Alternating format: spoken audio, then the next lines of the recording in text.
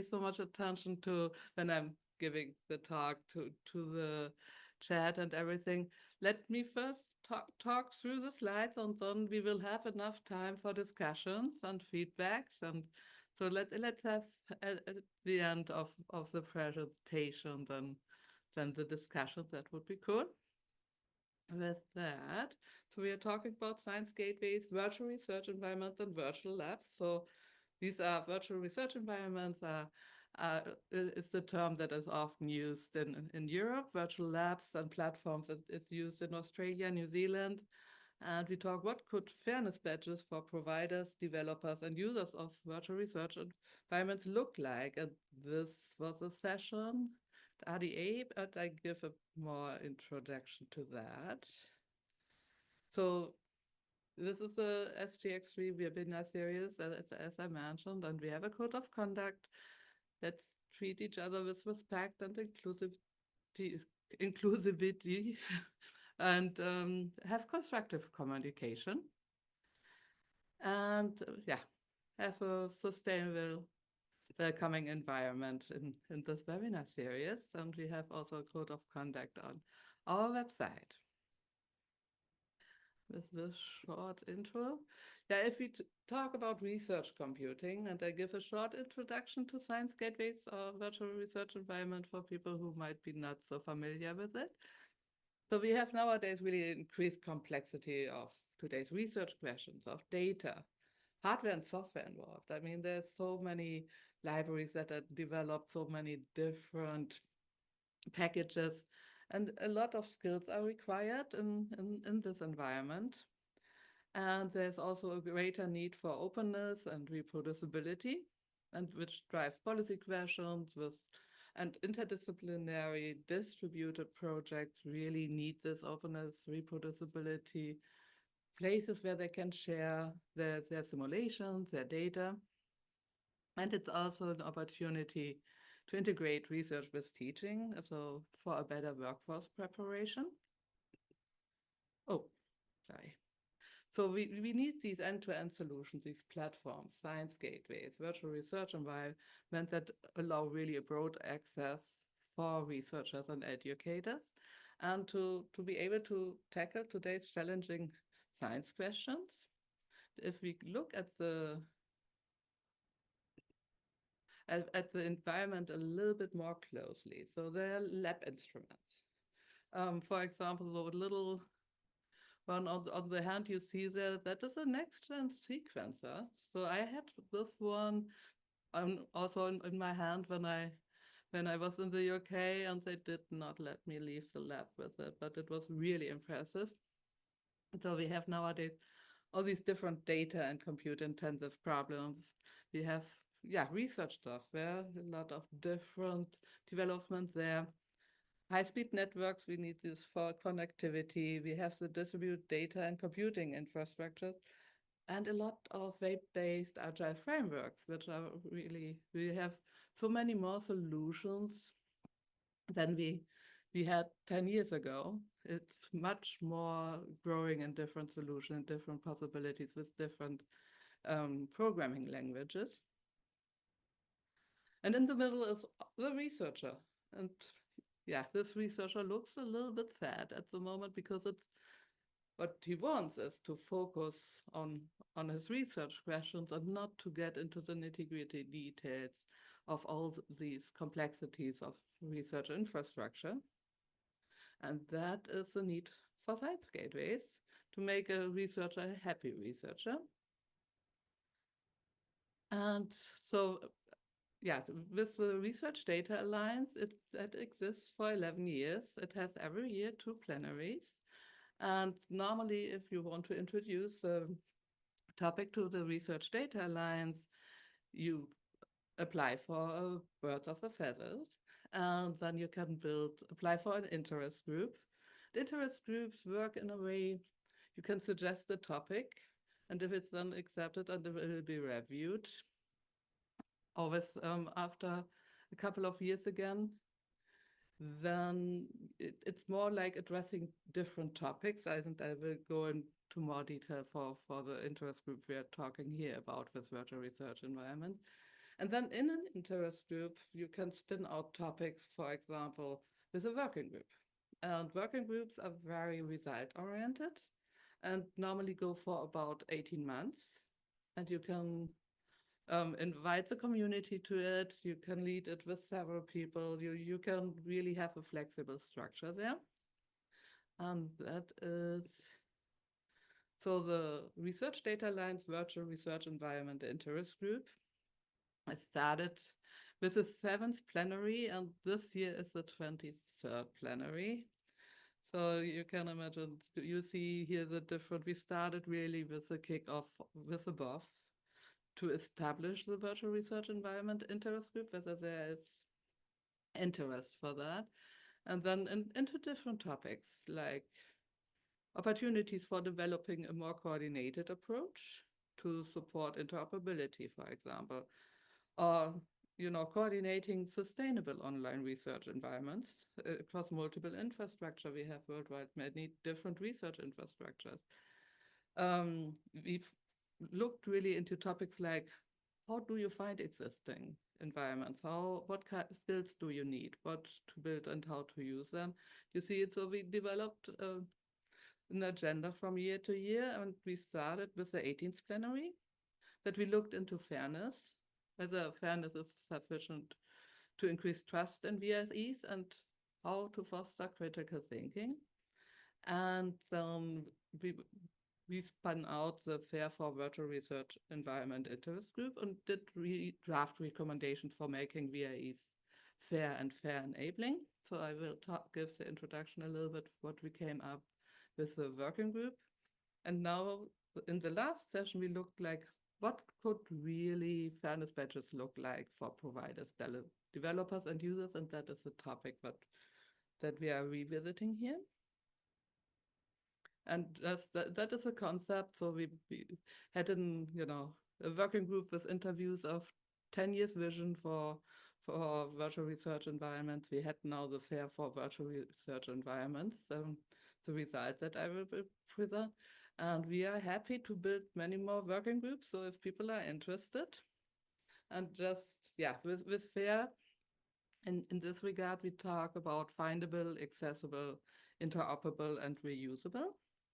And there have been a lot of different initiatives wrapping that, looking at the concept. And there were already also in 2007 a concept with stream principles and FAIR matrix that came up with all the open science discussions. And so there are different developments which has led to the FAIR concept, how we are talking today about it. This is the citation from publications in Europe, EU. Scientists, scholars, funders, and publishers all over the world are coming together to enhance the value of research data by making them fair. So with FAIR for Science Gateways, there's a certain complexity. There is a target group. You have FAIR for Science Gateway developers, and you have FAIR for Science Gateway users. And then, and other developers, I put also the providers in this case, because it's very similar, the challenges there. So there's different granularity. So there is virtual research environments, science gateways as software frameworks. So there's, for example, the recommendation for FAIR for research software. So we could just treat them like a software framework itself. But it's also often a service. They provide services. They have APIs, application interfaces, workflows, data, simulations. It's all its own granularity, because a virtual research environment at Science Gateway normally includes a lot of different topics. So, and different services, because the goal of a Science Gateway is to share data, to share simulations, to share tools, to work collaborative with each other, and from wherever in the world you are working from. And that brings this complexity in. So if we look at FAIR versus FAIR enabling, Science Gateways themselves should be fair. so that they're easily discoverable and accessible, really looking at them as a service, as a software framework. They should interoperate with other digital research infrastructures. So, for example, whether a science gateway is using batch systems on a campus, or it's using the national infrastructures like Access in the US, or EGI, EOSC in Europe. The technical architecture and components and services should be reusable. That is something we're looking into. And with the Science Gateway itself as a framework, a software framework, being fair versus fair enabling, the data, the simulations, the tools in this framework should enable the fairness of this. So if we look at the different ones, so the Findable.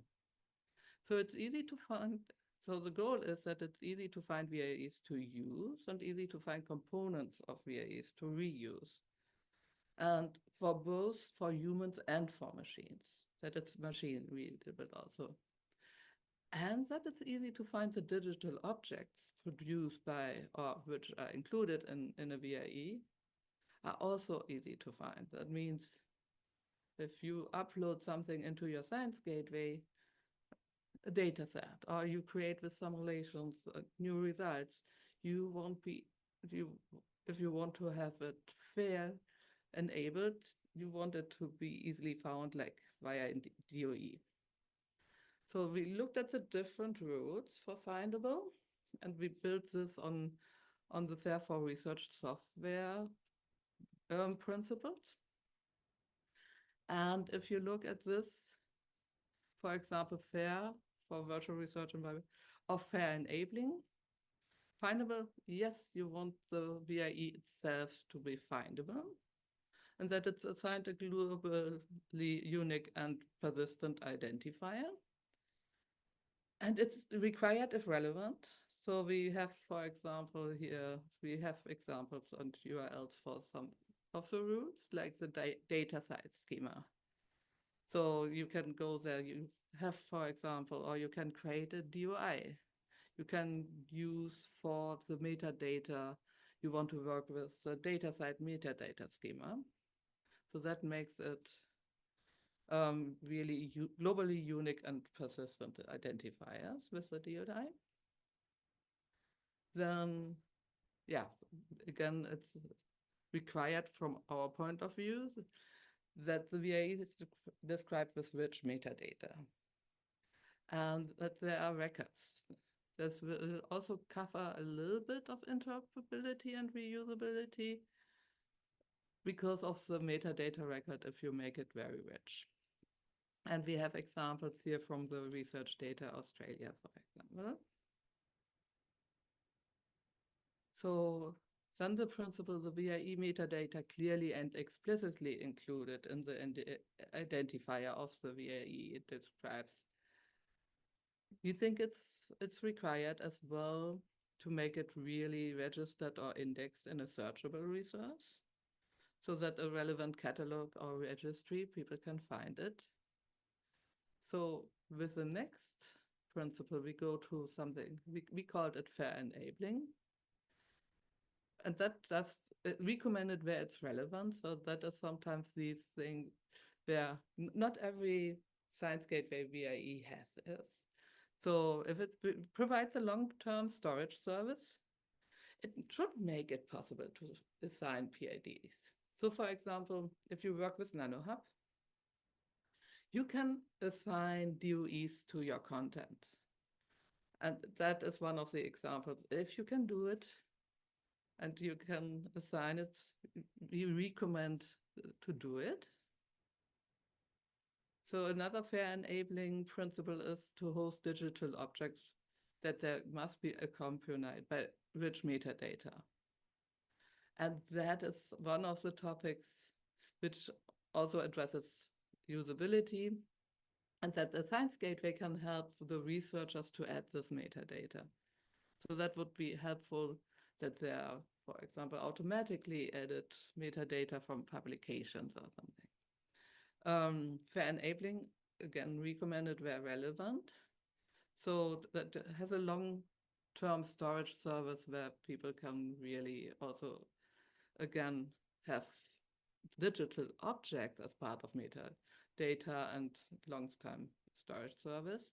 The other thing, and then it's fair enabling if all digital objects can be also registered or indexed. And with that, we are coming to accessible.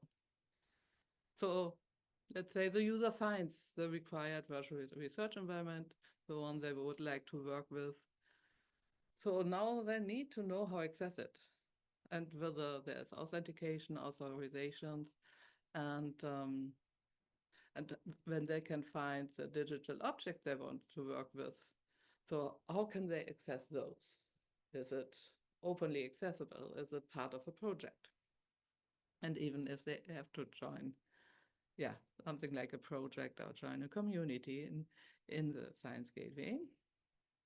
So if we look at this again, so we had then again the different rules here. We think that virtual research environment, its metadata are accessible by the identifiers using a standardized communication protocol is required. And that it's also required that the protocol is open, free, and universally implementable. But the next rules we say, that is more required where relevant, because not every protocol or every VRE has to have an authentication or authorization procedure. If it's necessary, yes, but often science gateways offer also something openly accessible, so that then it's not necessary to have these authentication and authorization procedures. And we think that it's required that the metadata and basic landing page remains accessible, even if the VRE is no longer available, because that lets you still find the method data was created with. And we looked also for the content again, and I will not in detail go through every of the rules here, but I think by now you get the logic with the fair enabling and fair. The fair always goes directly, refers to the software. The enabling part refers to the content.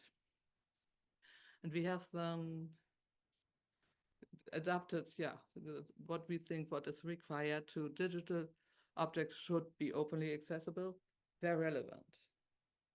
And there should be a protocol that is open, free, and universally implementable if relevant for this digital object. But also the metadata here again, the last rule you see, that the metadata remains accessible. I think that is required. That is the important thing where people know how was data created, who was the creator, what was the process. So these are all the important things for the fair enabling. So interoperable is a little bit more complex than findable and accessible. So this looks really a different system. It looks like how can science gateways, virtual research environment interoperate with each other, with infrastructures, with other software to exchange data and metadata. And also how, if you have in a VRE data output, so normally you want to integrate it with additional data, work with another application, or work with workflows for analysis, or storage processing for publication. And ideally, you can do most of it in one environment, and that is the idea around science gateways, but it often needs a little bit more processing. And software that outputs data that VREs interoperate with needs also, again, this interface. And via application programming interfaces are standard, which are normally standardized in many of our solutions like RESTful APIs. So in Interoperable, for example, we said a VRE software reads, writes, and exchanges digital objects in a way that it meets domain-relevant community standards. That is recommended. And we think it's required where really research community standard formats exist, and also where agreed metadata standard exists, the fair enabling part of content should be required. And it looks also here, is there a community agreed vocabulary? Are there data models? Are there ontologies? And metadata that describe outputs from workflows and contains persistent identifiers. We think that is fair enabling and also required. And with reusable is really to optimize the reuse of digital objects. It involves the metadata, it involves data. It should be well described so that results can be replicated and also combined in different settings. And both that VREs are very usable and reusable. So it has these two different aspects. And also here, we looked at several rules where we think it's required. So where the VRE is best represented as a software package, we talked a little bit about that, is, yeah, it should have a clearly software appropriate license. We think that is required. Also, license information should be available in a machine readable form for searching, required if relevant. And also required if relevant is a little bit, is offered as an online service, it should have clear terms and conditions, what to use and displayed on the VRE website. And recommended is that there is a citation statement for the VRE that is provided within a VRE for reusability. That could be an acknowledge us or about page. That could be a documentation occupying the software. So fair enabling then for the digital object is recommended. Let's say, provenance information is attached, as which is important also for findability and accessibility, and that relevant discipline-specific metadata enables reuse and captured and presented alongside the data. That is also recommended. I know these were now a lot of rules, and I'm happy to go into more detail if people are interested in different aspects of these rules. It was a working group that went over 18 months, and we came up with this adoption. And we had them at the RDA 22nd plenary this year in April, May. We discussed these different topics and looked at how can we create badges? Does it make sense to create fairness badges? There are different kinds of badges. So there are signaling badges.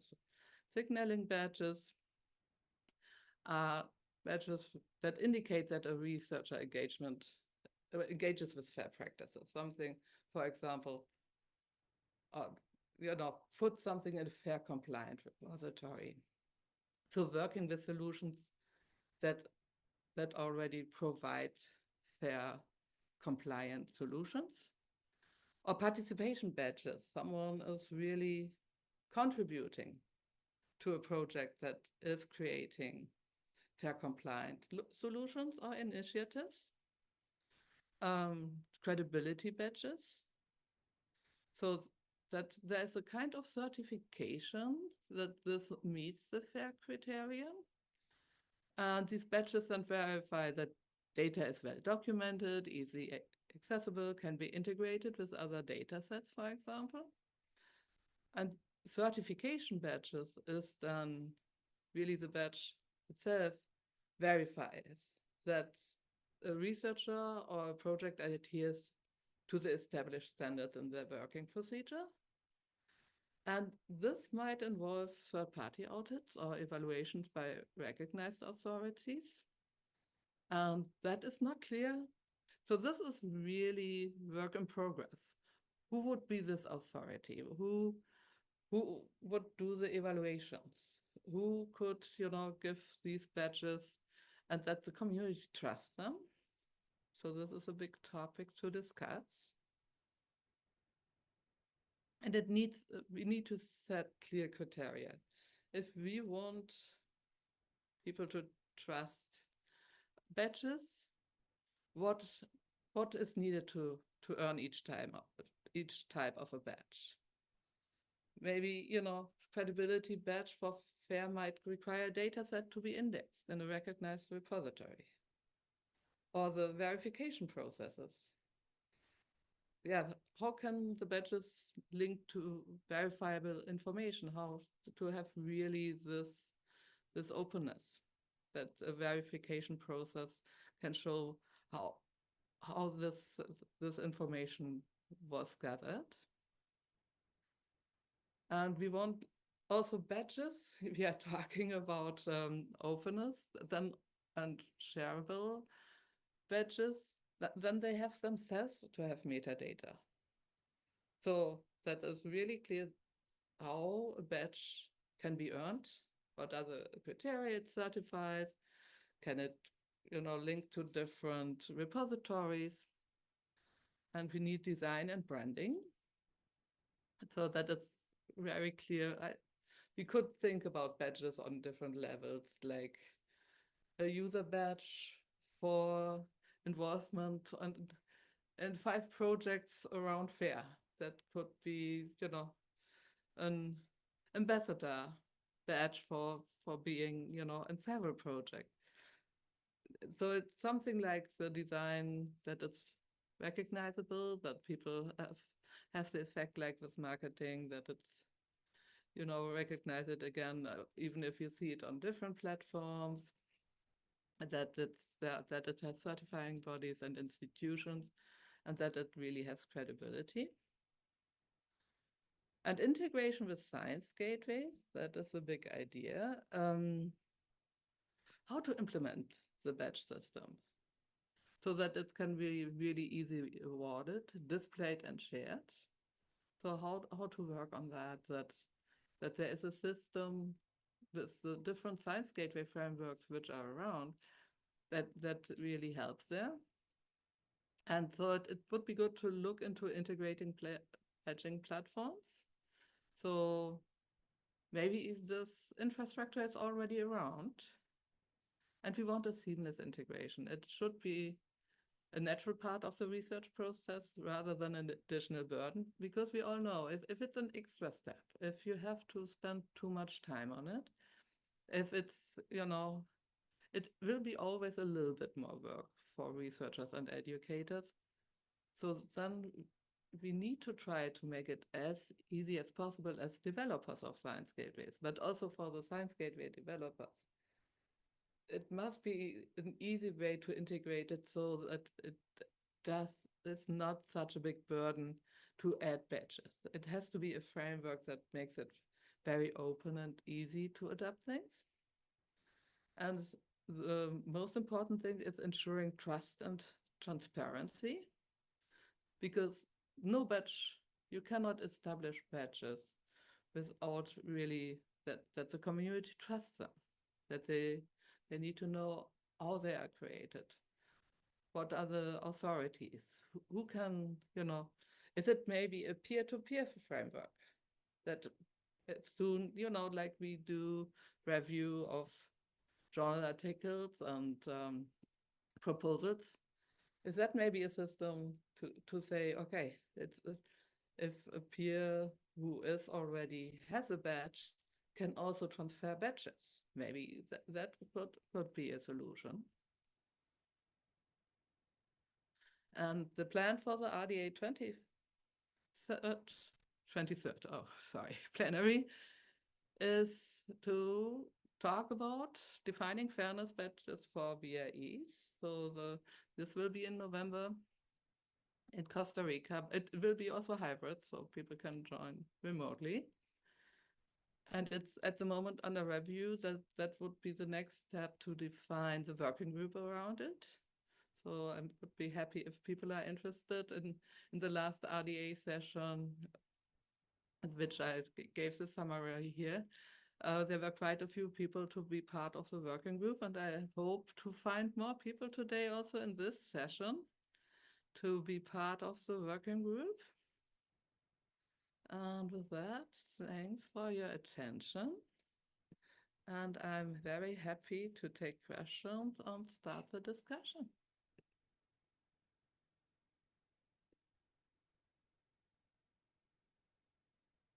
Any questions? Oh, just a quick thing that kind of got lost in one of the slides with a large number of acronyms. So the DREAM principles are a rebranding of the Portal Doors project design principles, well, rebranding and mild expansion. So those are a set of principles that are basically identical to and predated the FAIR principles. Just clarifying that because it kind of flashed by. But also, there was something interesting you mentioned about how it's important to have metadata for how it was created, who was the creator, what was the process. So what steps are taken to apply that back onto sort of standards and practices and principles like the FAIR principles themselves? Like, for instance, how do working groups like yours document where ideas come from, where the principles being developed come from? So in our summary document of the working group, we cite that we built our FAIR principles for the VREs and science gateways, that we built it on guiding principles of the FAIR for research software out of that working group. This working group went 18 months before we did build ours. So we refer to them because they came up with a numbering, and we took over some of them. Not everything was fitting totally for research software for science gateways, because research software was more general. Science gateways have always some content. They have simulations, they have data, they have maybe workflows. So it makes it a little bit more complex, but we are referring in our documents to FAIR for research software. And I know that more people start to, use assessment tools, FAIR assessment tools, but I haven't seen any badges yet. So therefore, we wanted to start the discussion around that. Okay, yeah, so the FAIR for research software, that's one with Daniel Katz and some others. Yeah, I'm also a co-author of that, yeah. Yeah. Okay, then, right, so you think, so basically, is there a sort of standardized way of documenting which sets of principles build on which others, so that you could track all the way back to, say, the original, well, or not so original. Basically, you could trace back to the FAIR principles, or even further back to the principles that those, basically, the FAIR principles themselves basically repackaged. We talked about that with Synodo. We had an interesting workshop series with the Open Modeling Foundation from the aspect on looking on open science and open modeling for modelers. And we talked with Synodo, and we had also good conversations with PLOS that they would like to add now in an easy workflow metadata to publications. So that would make the first start to have if the publishers really require it when we submit our publications to fill at least some of the metadata and the provenance and make it easy for the researcher. I think that is a good start for publications at least, because we can often in publication we can tag or give some keywords, but I think really giving it real metadata. So there is already a pilot project with plots, so which looks really interesting and makes it easier. I don't think that we are there yet, unfortunately.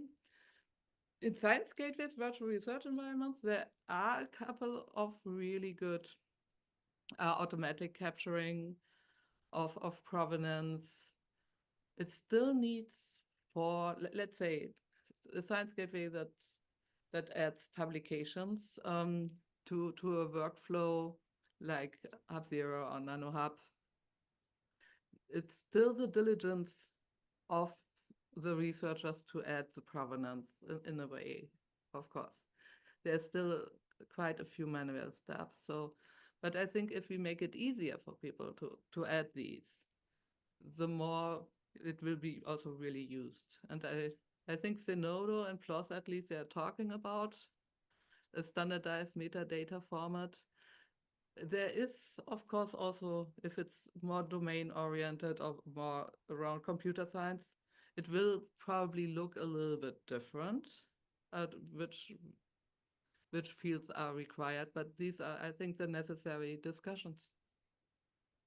Yes, okay, though what I was really more that's good to know, though I was really more asking about, like, does RDA itself have standardized metadata and provenance for tracking the work of the research groups and how they build on each other and on other pre-existing standards and documents?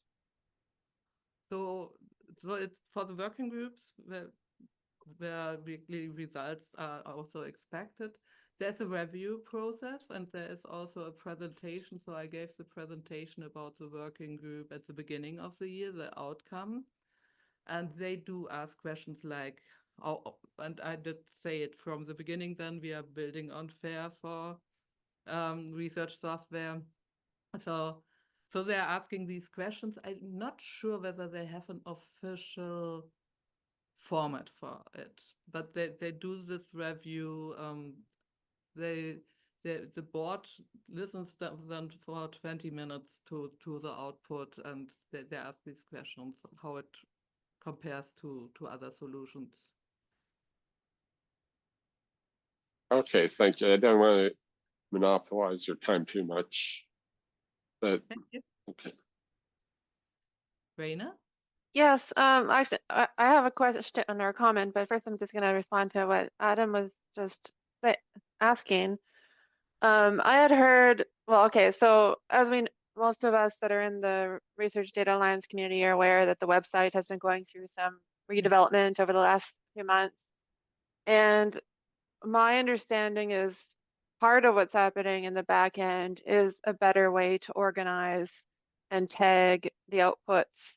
So I know they're doing some restructuring of the metadata pertaining to those. I don't know exactly what that looks like yet, or exactly what kind of relationships they're integrating into that system to better have better coherence with the outputs over time from all these groups. But I imagine that they're thinking about that kind of interrelationships and like what you were saying, Adam. So I think we have yet to see as that process of the new website is unfolding and what they're doing, because I know that they want to make all those outputs more accessible and discoverable and have better, fuller metadata with all of them. So I think we'll see what's emerging in a little while, and hopefully something more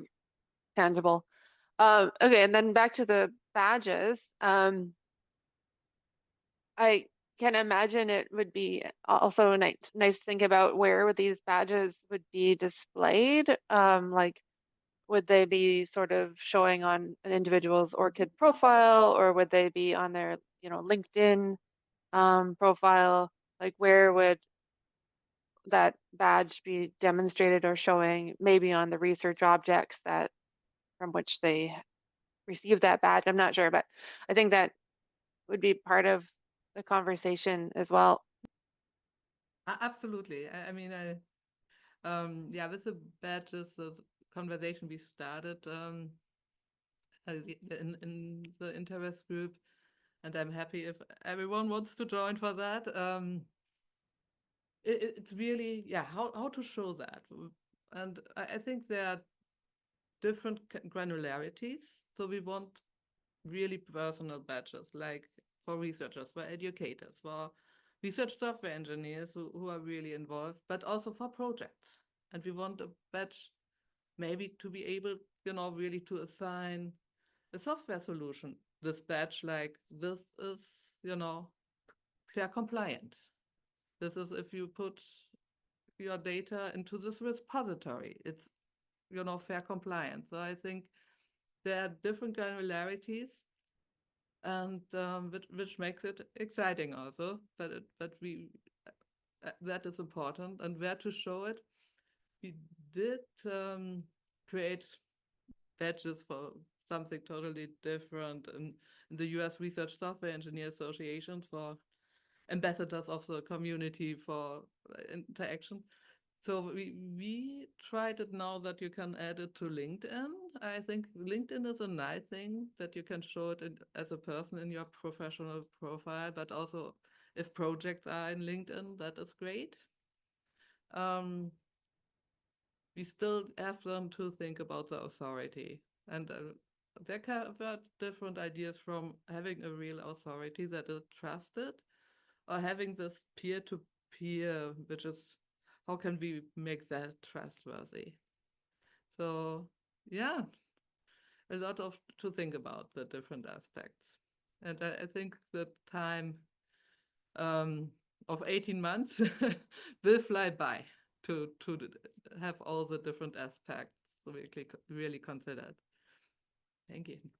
Ying? I hope I said it correctly. It's fine. Chin. Ching, okay. Yeah. Maybe I can open. Thank you, Sandra. I also have a question on the batch system. I'm curious, how do you think whether the batch system should have a hierarchical system, meaning you have probably bronze, silver, gold badges, or you are envisioning more flat system? And if you say you are envisioning a hierarchical structure, who will be the kind of evaluator, if you use the word? Yeah, I'm just curious about your opinion. Yeah. I like the idea of a little bit of a hierarchical system, because then we can reward people who start maybe just to share, some of their research outputs, and then, but also then to say, okay, if somebody is then, not only sharing, but part of projects that work on fair compliance solutions, or on policies, or maybe even contribute to the badge system. I think it would be nice to have something like, and I would call it, yeah, maybe bronze or silver, maybe something like, oh, I got the rising star for, I just started. I'm a rising star. That sounds like a nice badge. The evaluation, I'm totally with you. I don't know yet. We discussed that could be really like, community oriented. You have peer reviewed evaluations. Or do you want, maybe it's good to have 2-3 authorities for different, it's something, how to build that out, the system, I think is an interesting discussion. And also to see how can, so for example, when I talked about, security in one of the sessions and who is trusting, then also the solution and everything, it was not directly a fair discussion, but around fairness discussion, but it was like, a lot of people say, oh, I collaborate in this group, and if they say it's okay, normally it's okay. You know what I mean? This researcher has all this open, accessible data, and they explained it to me, and I see the provenance. I trust this group to bring out, really open, accessible data. If they would tell me this is a fair software or fair data, I would probably trust them. That was the outcome, that it's a lot about peer review or having trusted people in the community who say, oh, I can evaluate and I give it, the standard. Yeah. Thank you. Dennis? Hello. Yeah, thank you for the whole presentation and the other questions. I'm very new to this. This is my first time at one of these VRE meetings, and I'm also very new to the RDA. So, I mean, kind of following from these questions, I'm wondering, and I think you've already answered this, on who would be awarding these badges. And I'm wondering if it would be the science gateways or the specific repositories that those gateways are accessing. And kind of following, like, so subsequent question would be if these repositories already have, say, like a core trust seal, and like you're saying, like they've already been proven by peer review that they're fair, would they just automatically get a badge, and then any data being sourced from those repositories would that be given a badge? So I guess my two questions were, who awards the badges, and then can there be an automatic awarding process? Yeah. So yeah, for trust seal, we talked also about it. I think that is already a really good badge. I mean, if you get that seal, it's already, and it's also trusted. It is trusted. So that is, but let's say it like this. I would love for science gateways that, the Center of Excellence, SGX3, could contribute at least at one of the authority to say, oh yeah, we can help with the evaluation. I'm not sure whether we could be really the authority, because we are funded project.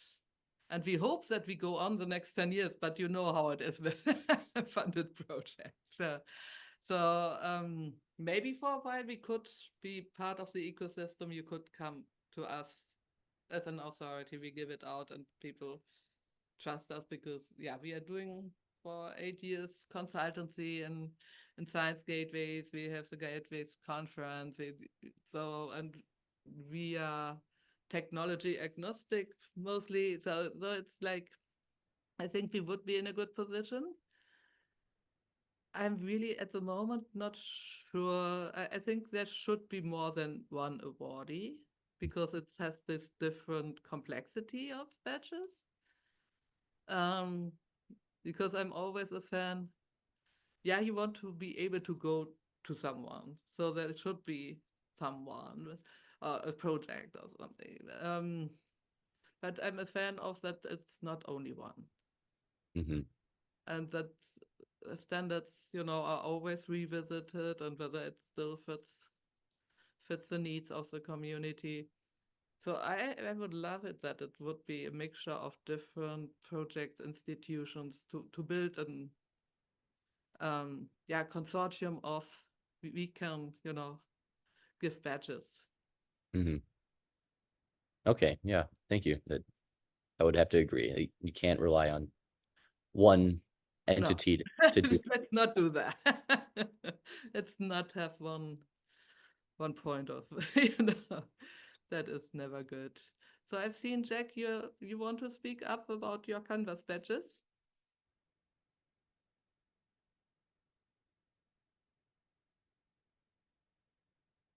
And if you're talking, you're muted, and I can also read it otherwise. So Canvas badges supports pathways to certification similar to bronze, silver, gold progression. That could be a model. That sounds good, yeah. So maybe we can look for the Canvas badges, and we are almost at the end of the hour. So thank you all for all your questions and for the discussions.